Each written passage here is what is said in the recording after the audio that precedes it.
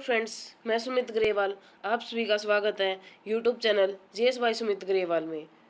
तो हम पढ़ रहे थे कल इंडियन मॉडर्न हिस्ट्री, और उसमें हमने पढ़ा था 1857 की क्रांति के बारे में कि उसके होने के क्या कारण थे।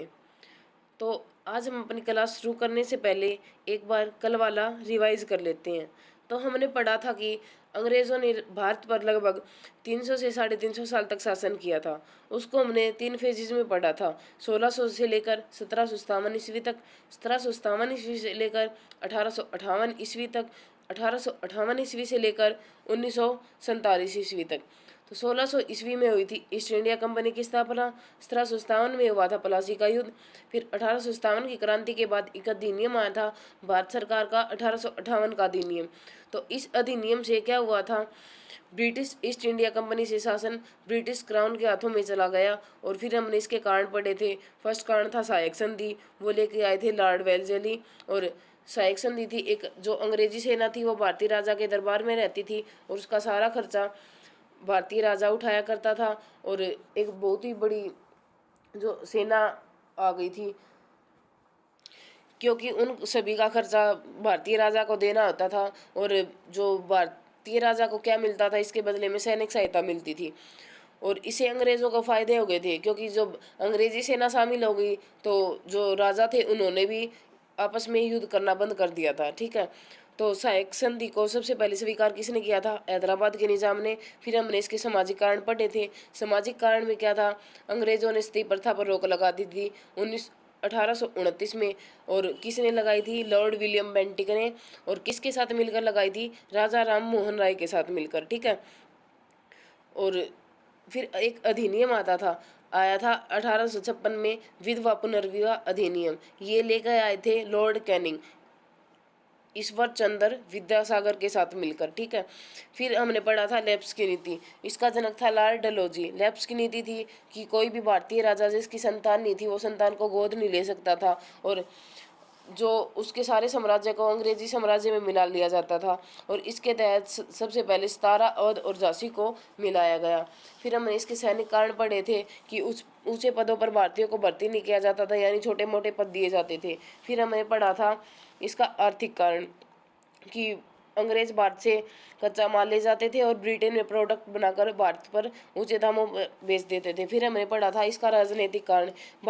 राजनीतिक कारण में था बहादुर शाह जफर की पेंशन बंद कर दी थी, और जो अंग्रेजों द्वारा किसानों पर जबरदस्त आर्थिक शोषण हो रहा था, और जो लगान थे उनके भी बहुत ही दर ऊंची कर दी थी, जिससे ये किसान लगान देने में असमर्थ थे। फिर हमने इसका मेन कारण पढ़ा था चर्बी वाले कारतूस।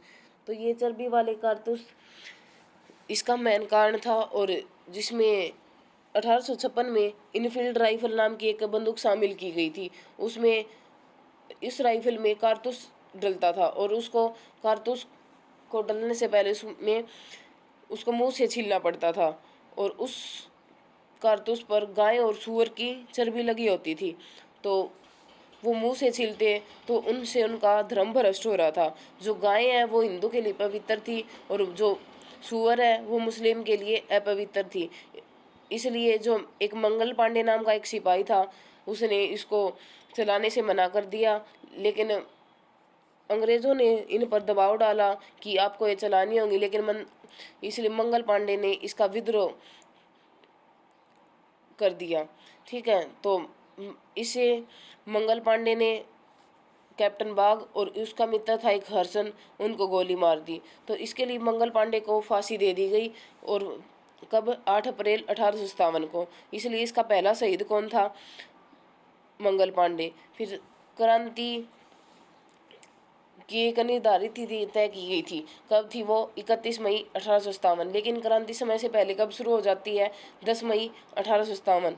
तो अंग्रेजों ने इसको सैनिक विद्रोह कहा था, और एक भारतीय फ्रीडम फाइटर हुए हैं वीर सावरकर जी, उन्होंने इसको प्रथम स्वतंत्रता संग्राम कहा था। और ताराचंद थे एक, उन्होंने इस क्रांति को लिखने का काम किया था। और एक अंग्रेज अधिकारी हुए हैं जॉन लॉरेंस, उन्होंने कहा कि अगर इस क्रांति में एक भी भारतीय योग्य नेता होता तो भारत 1857 में ही आज़ाद हो जा।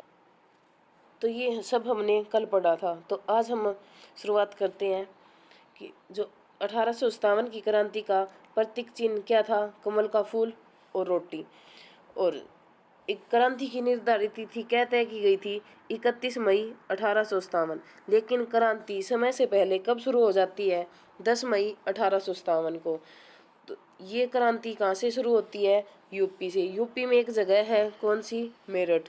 तो 10 मई 1857 को क्रांति मेरठ से शुरू हो जाती है। और 11 मई 1857 को सभी जो सिपाही थे वो कहाँ पहुँच जाते हैं, दिल्ली। और दिल्ली पहुंचकर वो जो बहादुर शाह जफर को अपना शासक घोषित कर देते हैं।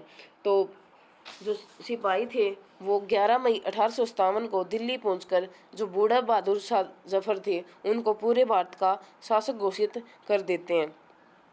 तो दिल्ली में क्रांति का नेतृत्व किसने किया था, बहादुर शाह जफर ने और बखत खां ने। तो ये नाम मात्र का किया था बहादुर शाह जफर ने, और रियल में जो किया था वो किसने किया था, बखत खां ने। तो दिल्ली से विद्रोह को किसने दबाया था, एक अंग्रेज थे हडसन, उन्होंने दिल्ली से विद्रोह को दबाया। अब जो बहादुर शाह जफर थे उनको हुमायूं के मकबरे से गिरफ्तार कर लिया जाता है। और बहादुर शाह जफर के साथ इस समय उसकी पत्नी जिन्नत महल, कौन, जिन्नत महल, और उसके 2 बेटा बेटी भी थे। तो उनको भी बहादुर शाह जफर के साथ गिरफ्तार कर लिया जाता है। तो सभी अंग्रेज कहते हैं कि बहादुर शाह जफर को मार दिया जाए। लेकिन एक अंग्रेज था हडसन, वो कहता है कि अगर किसी भी बाप के सामने उसके बेटा बेटी की हत्या कर दी जाती है तो वो बाप खुद ही मर जाता है। तो इसलिए जो उसके बेटा बेटी थे बहादुर शाह जफर के सामने उनको मार दिया जाता है और बहादुर शाह जफर को रंगून में भेज दिया जाता है। और 1862 में रंगून में बहादुर शाह जफर की मृत्यु हो जाती है। तो यहाँ से क्वेश्चन बनता है, बहादुर शाह जफर का मकबरा कहाँ पे है, रंगून में। तो 3 मुगल बादशाह ऐसे हुए हैं जिनका मकबरा भारत से बाहर है। एक था जहांगीर का मकबरा कहाँ है, शाहदरा, लाहौर में। और एक थे बाबर का मकबरा कहाँ है, काबुल में। और तीसरे हैं बहादुर शाह जफर का मकबरा कहाँ है, रंगून। बहादुर शाह जफर के मकबरे पर एक बात लिखी हुई है, वो क्या है कि कितना बदनसीब राजा है, उसको अपने मरने के बाद वतन की 2 गज भी जमीन नसीब नहीं हुई। ये किसके मकबरे पर लिखा हुआ है, बहादुर शाह जफर के मकबरे पर। तो इसके बाद हम पढ़ेंगे कि किस स्थान पर किस किस ने विद्रोह का नेतृत्व किया था और उसको किस अंग्रेज अधिकारी ने दबाया था। तो हम बात करते हैं झांसी की। झांसी में विद्रोह का नेतृत्व किसने किया, रानी लक्ष्मीबाई ने। और उसको एक अंग्रेज थे हयूरोज, उसने यहाँ से विद्रोह को दबाया। अब हम रानी लक्ष्मीबाई के बारे में पढ़ेंगे। रानी लक्ष्मीबाई का वास्तविक नाम क्या था, मणिकर्णिका। क्या नाम था, मणिकर्णिका। और उसको प्यार से क्या बोलते थे, मन्नू। और इसके घोड़े का क्या नाम था, पवन। ठीक है। तो एक अब की बार दिल्ली पुलिस में एक क्वेश्चन आया था कि इस रानी लक्ष्मीबाई की मृत्यु कब हुई। तो 17 जून 1858 को एक युद्ध हुआ था, कालपी का युद्ध अंग्रेजों के साथ। तो इसमें ये वीर गति को प्राप्त हुई। रानी लक्ष्मीबाई कब वीर गति को प्राप्त हुई, 17 जून 1858 को। एक अंग्रेज अधिकारी था हयूरोज, उसने रानी लक्ष्मीबाई के बारे में कहा था कि भारतीय क्रांतिकारियों में अकेली मर्द यह है। ये किसने कहा था, हयूरोज ने, कि भारतीय क्रांतिकारियों में रानी लक्ष्मीबाई अकेली मर्द है। फिर बात करते हैं लखनऊ की। लखनऊ में विद्रोह का नेतृत्व किसने किया, बेगम हजरत महल ने। और यहाँ से दबाया किसने, कैंपबेल ने। तो लखनऊ को क्या कहा जाता है, नवाबों का शहर। किसका शहर, नवाबों का शहर। फिर बात करते हैं कानपुर की। कानपुर में विद्रोह का नेतृत्व किसने किया, नाना साहब और तात्या टोपे ने। और यहाँ से विद्रोह को दबाया किसने, कैंपबेल ने। अब जो नाना साहब थे उनका वास्तविक नाम क्या था, धोतू पंत। क्या नाम था? धोतू पंत। और जो तात्या टोपे थे इनका वास्तविक नाम क्या था? रामचंद्र पांडुरंग। क्या नाम था? रामचंद्र पांडुरंग।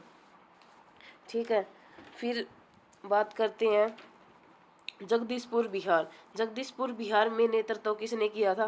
कुंवर सिंह ने। और इसको यहाँ से दबाया किसने? विलियम टेलर और विंसेंट आयर। तो एक यहाँ से क्वेश्चन बनता है कि 1857 की क्रांति में सबसे ज़्यादा अंग्रेजों को हानि किसने पहुँचाई थी? जगदीशपुर बिहार में थे कुंवर सिंह, उन्होंने सबसे ज़्यादा अंग्रेजों को हानि पहुँचाई थी।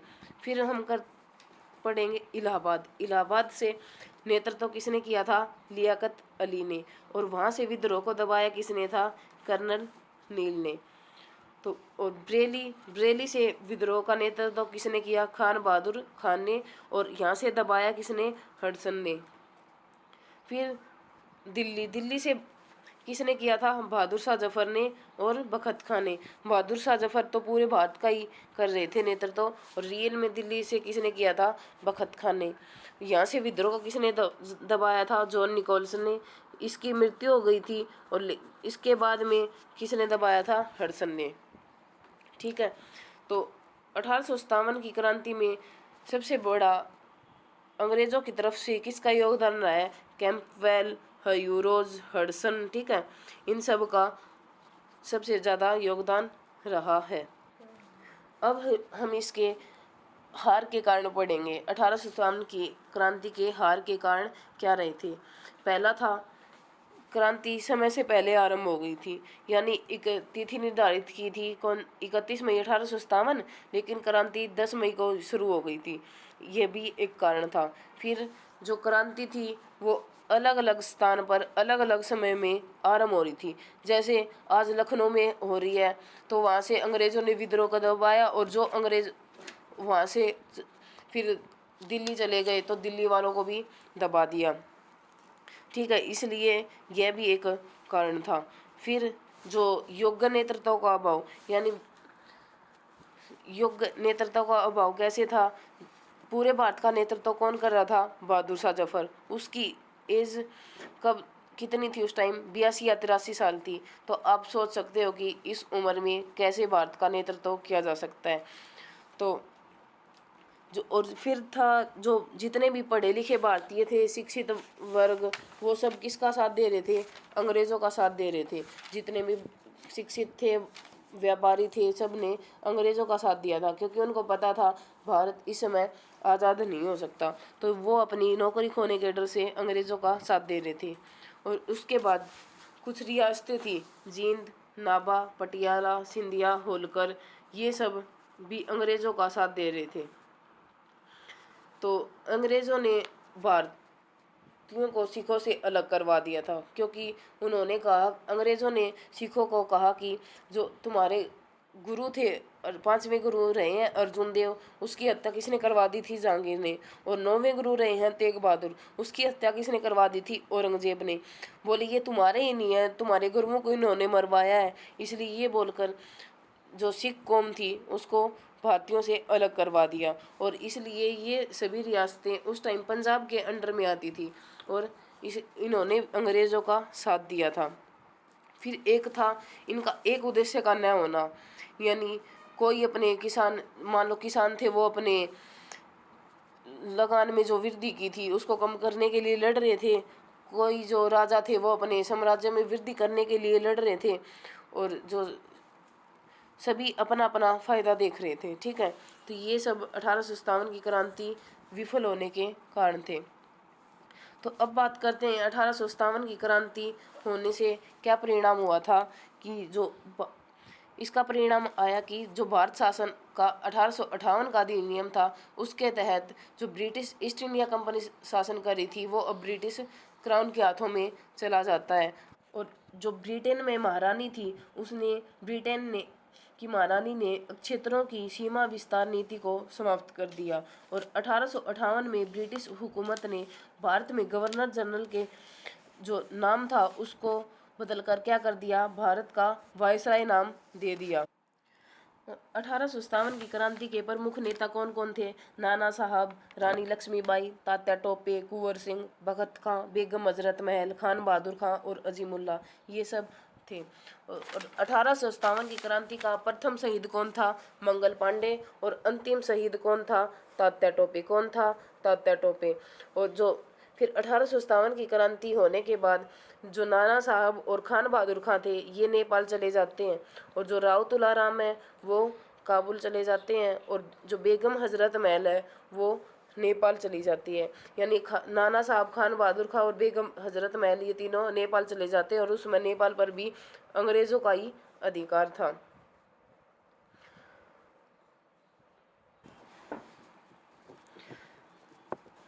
अब यहाँ से एक क्वेश्चन बनता है कि 1857 की क्रांति के समय इंग्लैंड का प्रधानमंत्री कौन था? पामस्टोन। कौन था? पामस्टोन। और भारत का गवर्नर जनरल कौन था? Lord Canning. कौन था? Lord Canning. ठीक है, तो ये थी 1857 की क्रांति। एक बार हम इसको जो आज हमने पढ़ा उसको रिवाइज कर लेते हैं। हमने पढ़ा था 1857 की क्रांति की निर्धारित तिथि तय की गई थी 31 मई, लेकिन क्रांति शुरू हो गई थी 10 मई को। कहाँ से? मेरठ से। जो 11 मई को सिपाही दिल्ली पहुंच जाते हैं और बहादुर शाह जफर को सम्राट घोषित कर देते हैं। तो अंग्रेजों ने से दिल्ली को सिपाहियों ने आज़ाद करवा लिया था। कब? मई 1857 में। लेकिन दोबारा सितंबर 1857 में दिल्ली पर अंग्रेज दोबारा से कब्जा कर लेते हैं। तो दिल्ली से नेतृत्व किसने किया था? बहादुर शाह जफर ने। और बखत खान ने। दिल्ली में नेतृत्व को दबाया था हडसन ने। बहादुर शाह जफर को हुमायूं के मकबरे से अंग्रेज गिरफ्तार कर लेते हैं और उसके साथ उसकी पत्नी भी थी और उसके 2 बेटा बेटी भी थे। उनको बेटा बेटी को मरवा देते हैं और बहादुर शाह जफर को रंगून भेज देते हैं। 1862 में रंगून में बहादुर शाह जफर की मृत्यु हो जाती है। और उसके मकबरे पर एक बात लिखी हुई है, कितना बदनसीब राजा है कि मरने के बाद वतन की 2 गज जमीन नसीब भी नहीं हुई। तो अब फिर इससे आगे मैंने पढ़ा था कि नेतृत्व कहाँ से किसने किया था और दबाया किसने था। पहले हमने पढ़ा था झांसी। झांसी से किसने किया था? रानी लक्ष्मीबाई ने। वहाँ से किसने दबाया था? हयूं रोज ने। फिर पढ़ा था कानपुर। कानपुर से किसने किया था? नाना साहब और तात्या टोपे ने। वहाँ से दबाया किसने था? कैंपबेल ने। फिर पढ़ा था लखनऊ। लखनऊ से किसने किया था? बेगम हजरत महल ने। वहाँ से दबाया किसने? कैंपबेल ने। फिर बरेली। बरेली से किसने किया था नेतृत्व? खान बहादुर खां ने। वहाँ से दबाया किसने? हडसन ने। फिर पढ़ा था हमने जगदीशपुर। जगदीशपुर से विद्रोह का नेतृत्व किसने किया? कुंवर सिंह ने। और दबाया किसने? विलियम टेलर और विंसेंट डायर ने। सबसे ज़्यादा अंग्रेजों को हानि किसने पहुंचाई थी? कुंवर सिंह ने। फिर पढ़ा था हमने इलाहाबाद से किसने किया था? लियाकत अली ने।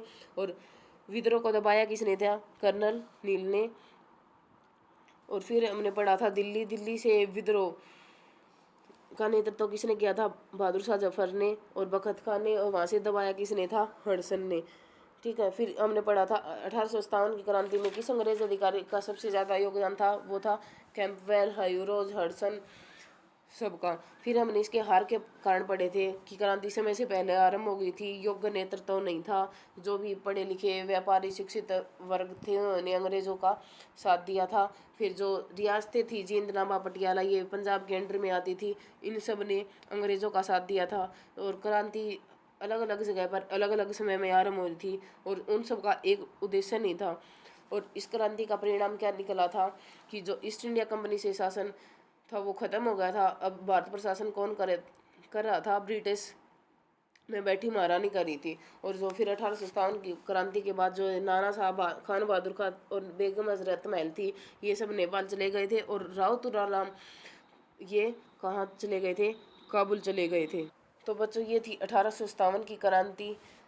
तो ये सभी आप कमेंट करके बताना कि आप सबको कैसी लगी। Thank you.